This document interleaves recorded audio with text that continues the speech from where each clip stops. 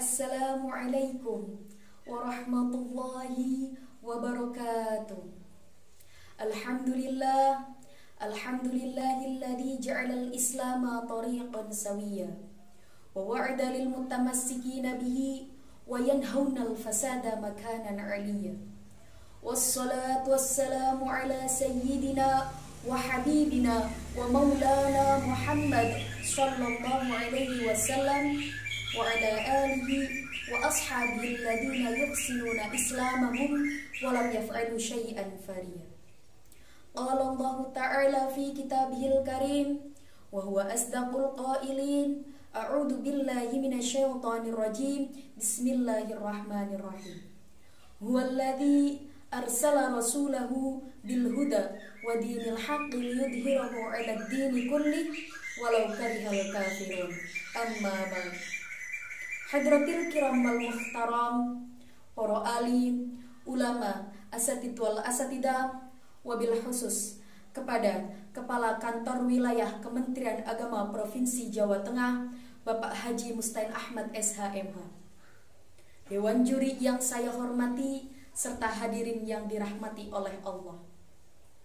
Pertama-tama, marilah kita panjatkan segala puja dan puji syukur kehadirat Allah Subhanahu wa Ta'ala yang telah melimpahkan rahmatnya kepada kita, sehingga dengan rahmatnya kita bisa bermuwajjah tawajjah bil wujuh dalam nuansa yang penuh sukacita dan cinta di antara kita. Semoga silaturahmi ini akan tetap terjaga walau jarak memisahkan kita.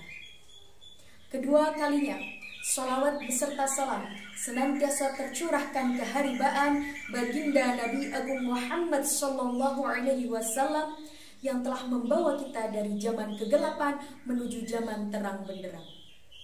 Dan semoga kita semua termasuk umat yang mendapatkan syafaatnya di yaumil qiyamah nanti. Amin amin ya rabbal alamin.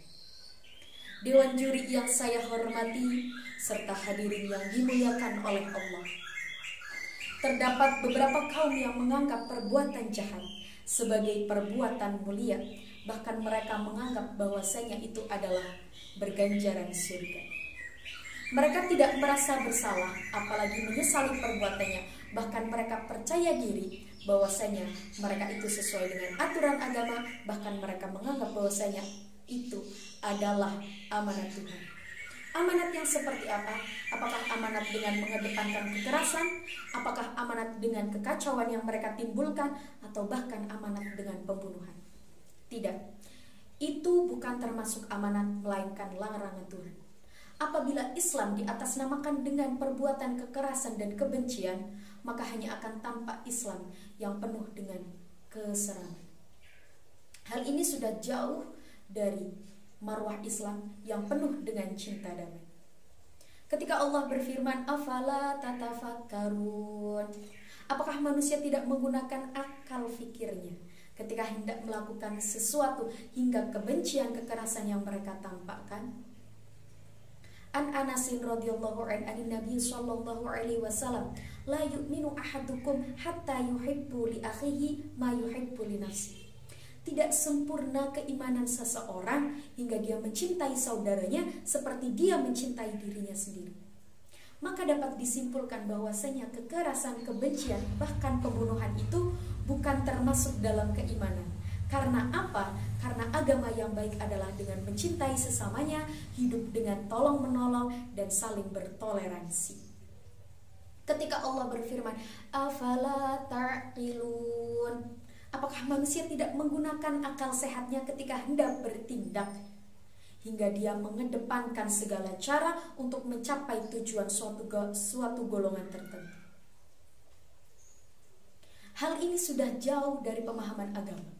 Salah satunya adalah agama sebagai nasihat, sebagaimana yang tercantum dalam hadis Arba'in Nawawi, An Ruqayyah bin Tamim anin Nabi sallallahu alaihi wasallam qala ad-dinu nasihat.